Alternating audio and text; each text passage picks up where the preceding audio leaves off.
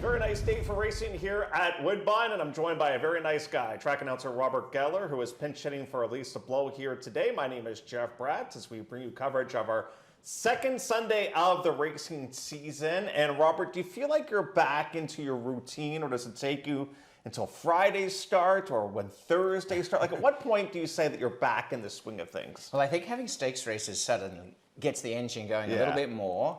I think the first weekend I was a little bit on, I wouldn't say sluggish, but I was waking up to the reality that I'm actually doing this again.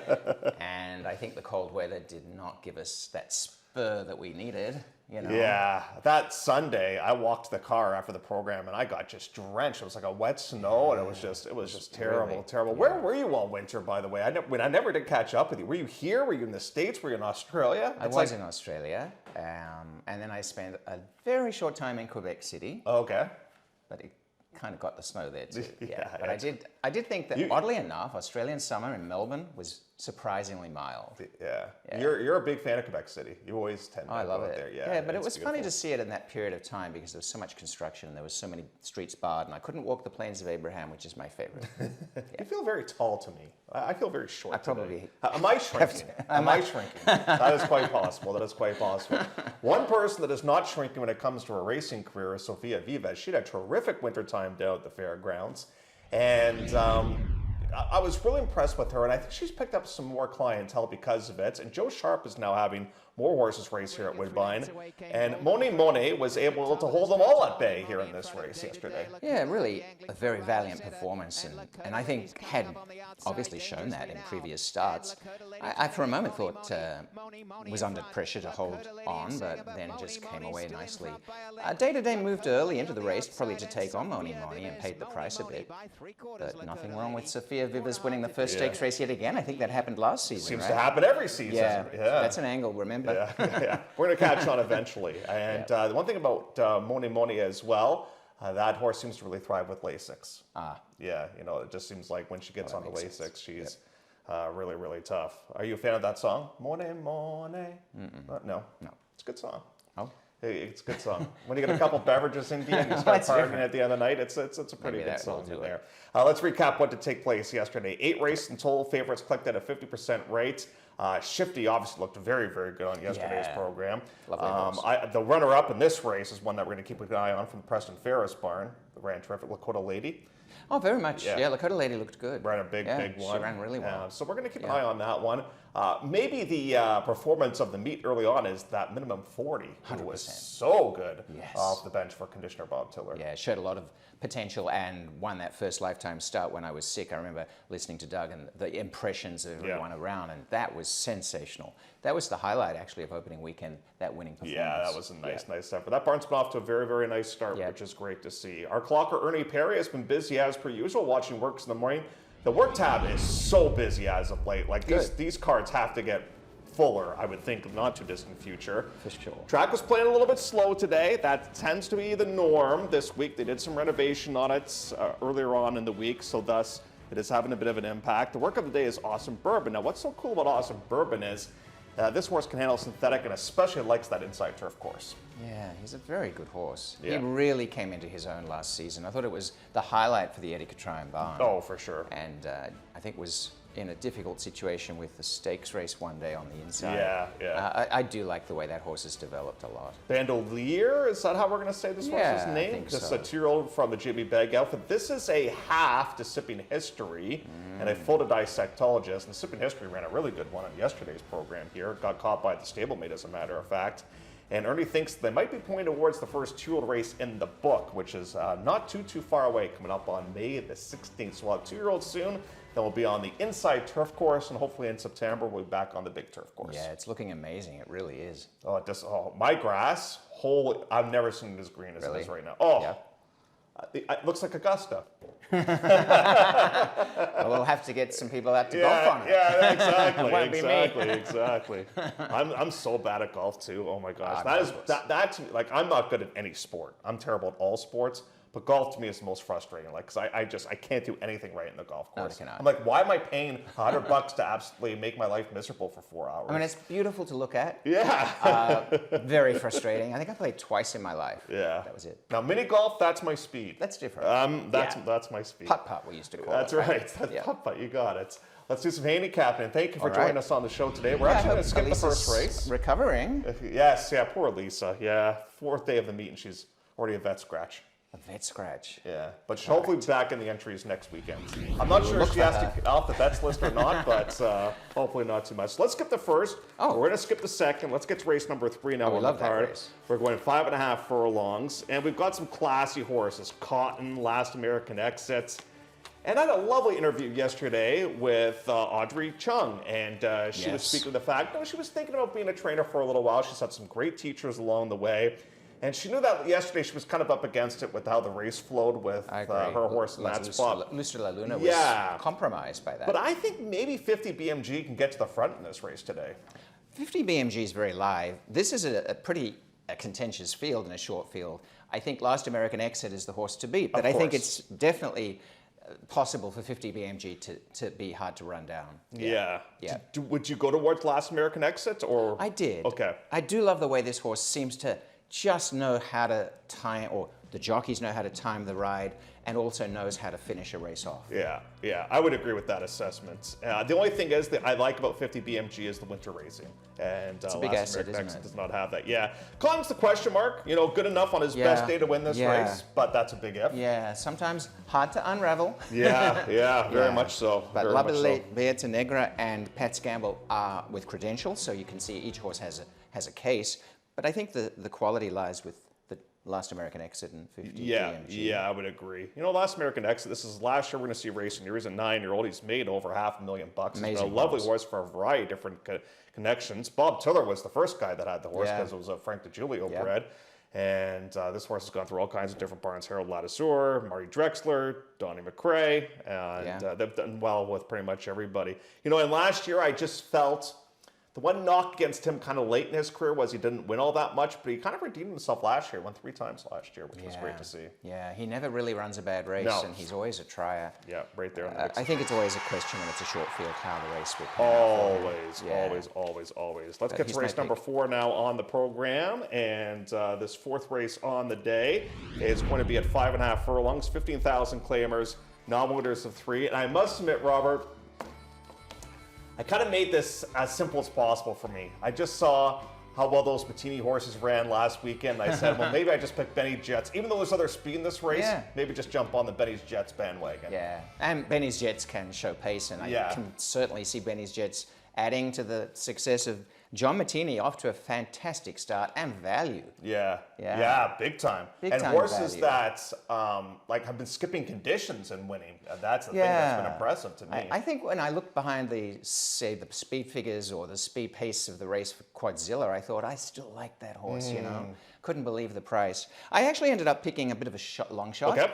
I given Santino's horse the nod on a bit of a guess that Imperial Gold on his best behavior, because this horse seems to have issues in terms of relaxing, can really turn it on. And when this horse does produce, it is very impressive visually. Yeah. So I'm not sure where Imperial Gold's level fits, but there's an explosive move in this runner. But I do think I like Benny's Jets, and I also thought that Proud Ronin has a shot. Lazio, I'm not 100%. I don't know enough about Lazio. I didn't love the last race. Ran okay, but I didn't love it. The Lazio race. Yeah. Ran okay, but has some winter conditioning, which I think will help out the situation for sure. But I just thought it was an okay race. But I definitely think it's a contender in this spot. Just to get back to Imperial Gold, one of the highlights for me from Sovereign Award night was just to see the family of Santino pick up some nice hardware there with little Teddy, because that's probably the best horse that Santino's ever trained at this point of his career, and to see his whole family there and to pick up a Sovereign Award, that was a really nice story. It was very gratifying. I think they so appreciated it. They stayed to the very end, taking photos. There was something that magical about that season for little Teddy, a horse that just came into her own, and she seemed to really relish any distance, and especially both surfaces. So I think she was a very worthy winner. And I do think that she's grown and she's maturing. Yeah. So I'm excited to see how little Teddy is anymore. But she was always my fan favorite when I went to the barn. Yeah. I snuck her in as often as I could. You stayed pretty late at the Sovereigns, though. You were with me closing things down. Yeah, that's what wine does. Yeah, that's right. A couple of glasses of red wine. But it was great. We had a lot of things to talk about at what was 2025. Yeah, it was the industry has so many aspects to it. Yep. Always kind of things moving about in this industry, as we like to say. Let's get to our next subject now. This will be race number 5 on the card. And I'm not sure exactly how this unfolded, but it seems like Deborah Rhombus, she's acquired these horses from down at Turfway, and they've had some success off the bat. So she had one that was prepared her locally that she won with, that Jeffrey Alderson rode, but the other one was a Turfway horse, and she's got one here. Vamos Viejo, I believe is the pronunciation in here. Vamos Viejo. Yes, and Deborah Rhombus is going to send out this one, and we do have the winter training, which I like. And I'm going to show you a replay in regards to this one, Robert, because there's a couple of things that we want to point out. First of all, watch the start with this horse, post position number 2 coming out. And just not a kind start to the race for this horse. Just sort of gets bumped around all over the place in here. So, the old sandwich. Ouch. Yeah, that's the peanut butter and jam sandwich. The jam goes flying out, right? Smeared as well at the end. Exactly. But then we're going to pick up a later portion of this race and just watch the big move this horse has to make to recover and to get into the mix of things in here. And eventually we're going to finish in the 4th place spot, but we use all this energy to loom back into contention. And I just think it's one of those situations, Robert, where he can't quite seal the deal. He used all those energy to recover from that instance at the start. Yeah, that was quite a compromised position to come from. And I like the move we've seen so far and the consistent gaining of gradual ground. Yeah. No doubt it's hard to win under those circumstances. That's a good run. That's definitely a good performance. Yeah, and just the way the barn's going right now, too. They're really, really clicking all cylinders. Really good to see, too. I hope we get the 8-1. I don't think we will, but that one will start from post position number 1. You're going to go towards him to spot the number 6 in this race, and this is Always Away. Now, this is a bit of an interesting player for you in here because this is an outfit that we don't see a lot here at Woodbine. So why have you gone in this long shot direction? I like the way this horse has closed ground in the past, and I think if there's the right setup, because there could be a few horses wanting to be handy, I do like the fact that Always Away managed to pick up not just a win at Fort Erie, but a win here at Woodbine before the end of the season, and had never really run badly around horses that have been similar to others, like Dissectologist. And I sort of thought, probably, Rise My Guy, I think fits the bill if the race scenario pans out that way. And I know Heat Merchant is a horse that is often bet a lot. So I think there may be value with Always Away and Leo Salas, who I think is suited by that type of ride. Yeah, and then we have Napa Spirit. I know they kind of got off form last season, but maybe the winter off might have done some good. Yeah, I think that horse is very dangerous. Yeah, on his best, really good on his backs class. And for the most part, I know Alluring Amy wasn't great yesterday, but for the most part, the barn has had great representation so far this meet. So they definitely we'll keep a keen eye on that one. And I'm interested to see how the Turfway horse does there. That meet is so tough down at Turfway. And that's one of the main reasons why I really like Mardine. Hard to be confident with a 2-time winner and 40 starts in Mardine yesterday, but that Turfway meet is so tough. Well, you had a terrific day. You really were on fire yesterday. And Mardine was the icing on the cake. Hope I don't bounce today. Of them, right? No, but that was an angle, and it's definitely effective. Race number 6 on the program. We have another replay that we're going to show you here in this one. This is a main special rate race. The last 3 races on the card, they are the races of the day. Yes. We scratched number 5, that being Fancy Pearls, who you quite liked a little bit today. Well, I always have a question mark when a horse who's been bet so strongly in a first lifetime start and continues to drop right off and finishes such a long last. There's obviously a reason, but thinking this horse will come back at some point with ability, because it's very rare that Mark Dodson, Josie Carroll runners like that do not show talent. So I'm going to wait for that day, but not today, clearly, because of a vet scratch. Now, Charmly Evasive, the 3, comes from a really nice family. This is a half to Safe Conduct, who won the plate, as we know. Yeah. And a half as well to Dancing Duchess, who had a very nice campaign last season as well. So, and the mare is from the same family as Fatal Bullets, who obviously was a very good runner around these parts. Well, that's a good endorsement. Yeah, so we'll see what that one's got for Cassie. Boy, Cassie got off the Schneid in a big way yesterday. That horse won by the length of the stretch. Shifty in there. She's got a lot of back class. Let's take a look at this, not Purple Patch, but this is Pepper Patch. And Pepper Patch ran on closing day prior to us canceling. And you might remember it was Inside Speed that dominated on this day. What a surprise. Yes, exactly. And here she is now. She's having this wide overland route. And the winner of this race, this is Wine After Whiskey. He is a really, really nice horse. And this was a filly taking on the boys on this day. Like, there's so many things were against Pepper Patch. I would love to see Austin Adams pick up his first win as a Journey person rather quickly, just to get that win behind him. But I remember Wine After Whiskey was involved in a real hectic pace battle. And I think during the race call you said might be needing some Wine After Whiskey. Yes, I did. But here's a look at the rally right now on the outside with this horse. I loved Pepper Patch's run, and I was just starting to get the hang of it at the end. And yeah, I mean, it was a very speed-favouring inside track, and I think to gain and take some benefit before the end of the season, maturing, I'm sure. Yeah, beating a half to a neck. Nice run. So we've got that one to give some consideration to in this spot. You got Melody Maker. This Click-a-Tat Cat is, I believe she's a swayback. We'll have to keep an eye on her when she comes over. But she's from the same family as Thank You Mary Lou, who made almost $500,000. Wow. And both you and I are going to give some consideration as well to this Charming Evasive, because I think Mark's going to win a bunch of races here in the next couple of weeks. Yeah, he didn't do well on the first weekend. No. His horses didn't appear to be fully wound up, but this horse, first time, lifetime start, she has credentials, and she made the Clocker report, I think. Yes, she did. Charmingly Evasive is my top pick because I feel that, he's got, Mark Cassey has power in his barn. Miss Maxine interests me a little bit too. I thought Miss Maxine, 2 seconds to Pageant Queen, who we saw win yesterday, that franks that form really well. I think Pepper Patch's run also very noteworthy. I do think, it's hard to know with Melody Maker. And hard to know with Click-a-Tat Cat. Yeah, I think maybe not for today, but maybe later. I think Mark's pulling his hair out with Melody Maker. Like, he adds Lasix, there's no improvement. Now blinkers go on today. Like, I think he's trying anything to kind of get the horse going. Okay. And they paid a decent buck for her too. But I think she's got some ability. But she's either go big or go home. Like, she either runs well or you can't find her with a search warrant. It's just one of those horses that makes you pull your hair out. Sounds like a couple of my football teams.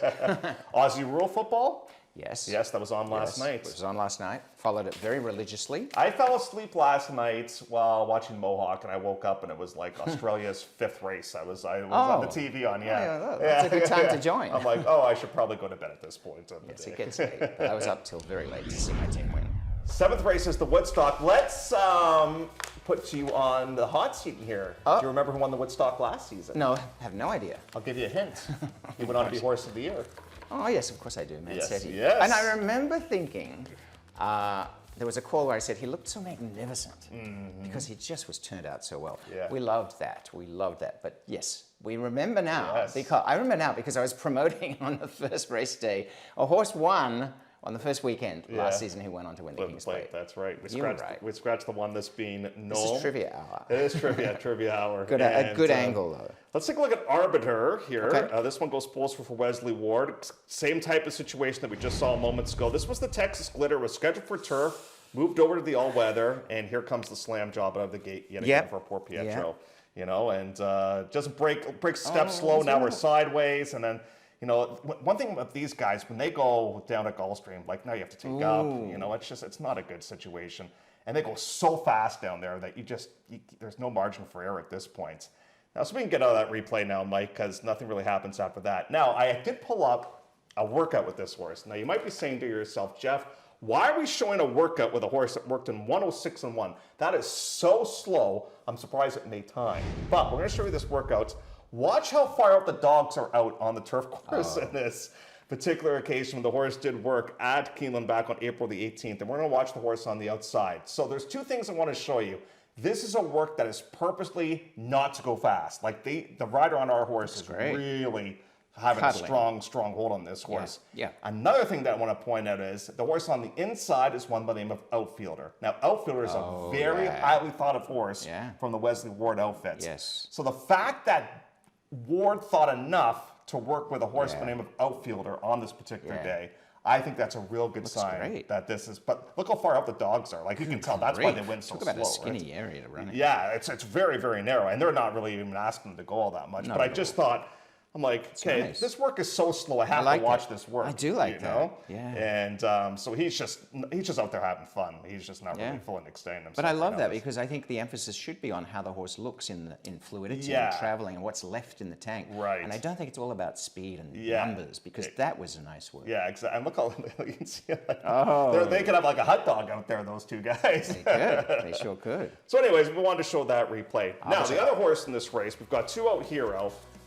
Oh, yeah. He was so impressive last season, and he had some tough challenges on his card, and he raced very, very well. Now, he's had a bit of a tough go down the States. Do you think he rebounds here I today? do. I think he'll win. I really love him. He's my play outside of my play of the day. He's my second play of the day. I really didn't mind his run to what was a horse that's going into the Kentucky Derby. Full effort? Full effort. And you know, a horse out of that race that I really love on Kentucky Derby Day in the American Turf Cup is Stark Contrast. I think that horse is absolutely sitting on a win. Would have gone for the Derby if they wanted to, but clearly a turf horse. Was against really good horses, Two Out Hero. They're up at the highest level. This is definitely a drop down, back to a familiar surface. First time out won so impressively. So I love Two Out Hero to win. Arbiter, I do like the quality of opposition that Arbiter's faced, so and could be dangerous to go all the way, of course. They're the two big guns. And then you have Silver is Best, who comes off the bench for Blythe Theranos. And El Capo, they supplement this horse. And these Preston Ferris horses are running massive right now, too. Yeah. And this guy, Robert, I'll tell you, this guy has got the biggest head of any horse I've ever seen. Massive head on him. So I'm curious to see what he's able to do. I remember him against Deputy Curlin. He's run really well at Woodbine. Yeah. This is actually a small but intriguing puzzle. Yeah, It's a puzzle. I would agree with that assessment. Let's get to the Jackpot High Five now as we get set for race number 8. We're going to go 7/8 here on the main.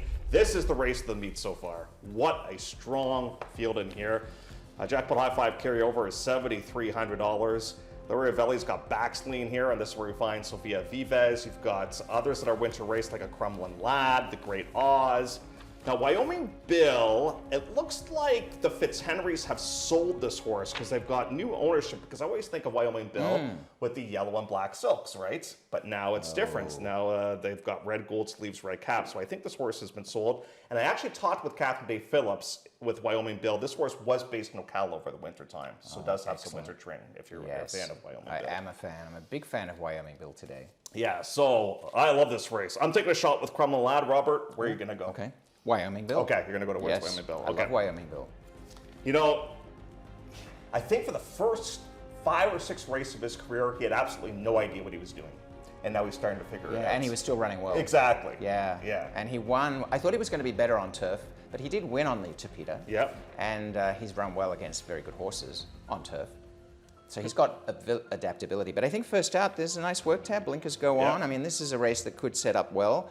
But, you know, the distance is possibly a bit shorter than maybe he'll take on later. I don't really mind the inside horse either, 40 and 5. Yeah, for Josie. For Josie Carroll as a play in the exactas and tries. You know, I think we forget that Wyoming Bill only lost by 3/4 of length to Gas Me Up in the King Eddie. Yeah. You know, that's obviously a fantastic Top reference. horse races he took on. And I think, Robert, if you're going 7 furlongs this time of the year here, you have to be winter trained or winter race, because it's such a challenging disc. It's not like 4.5 or 5 furlongs, right? Yeah. I haven't seen too many deep closes until yesterday. Yeah. Pageant Queen was the first, but then it was a good setup. Yep, for sure. This is a really great betting race. Love it. Yeah. Best race of the weekend. Midnight Mascot, I have no idea what's up with that guy. I don't know what to do with him. I think Watsonville Red is an interesting horse. Do you think it's later in the season? Yeah, later in the season. I'm going to keep agree. a watch to see how well this horse closes, because there's been some monstrous wins by Watsonville Red. I think he's a very talented horse. He is, of course. And you never know in the first up run. Sometimes horses who like to go longer do sort of sprint well fresh. Yeah. In terms of getting a closing kick. Ice chocolat. Ice chocolat. Ice chocolat. That was our Jackpot High Five carryover. Let's get to our next topic, which is Clocker. We've got the old Clocker reports. Let's see where they're going to go in here. And it's your horse, Charming Evasive. Charmingly Evasive. So here's the Evasive. tidbits on Charming Evasive. Outworked an unraced mate by a length. Came back to work with a maiden named DeCapri. Gets first-time Lasix, and that very nice mare, as we spoke of, that being Duchess Dancer. And if memory serves me correct, this is a DJ stable horse, and they always seem to have 5 or 6 rocket ships at Woodbine a season. Yeah, they do. And I know Mitch is really such a big fan of the industry, and he's had success. So I'm hoping that is on target with the Clocker report. I would love to catch up with. I've never asked Mitch the story. We're talking about the breeder of this horse, by the way, in case you're wondering who we're talking about. So this is Mitch Kersner, because the mare, she only ran 3 times in her career, and she only won once. So it's not like she had like a really great career, but boy, she's been a fantastic producer. Yeah, I'll tell you that much. Yeah.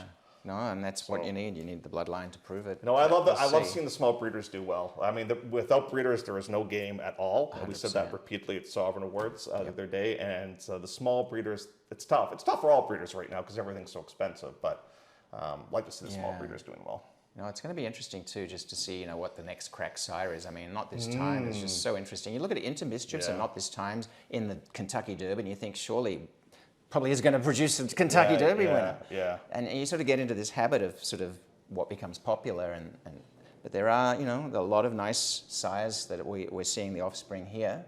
There's no reason why we can't beef it up again and get some really good ones. Now, before we go to breaks, I know we have to go to break here. Will the Roberts pitchers return with you and horses on the backside? By popular demand, maybe. Oh, we demanded reach out to Robert Geller.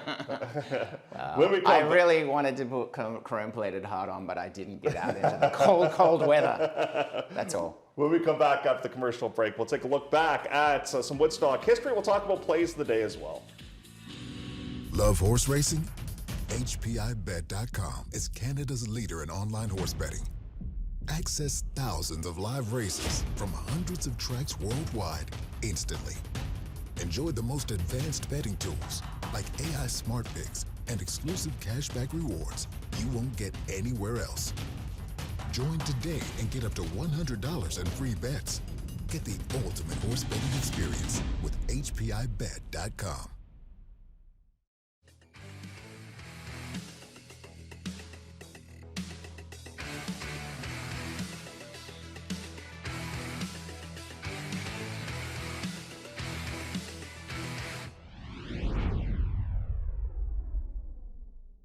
Notorious Gangster goes for the inside. Kokomo pressing Big Vince as they come into the stretch in the Woodstock. And now switching course, Mancetti out wider incoming.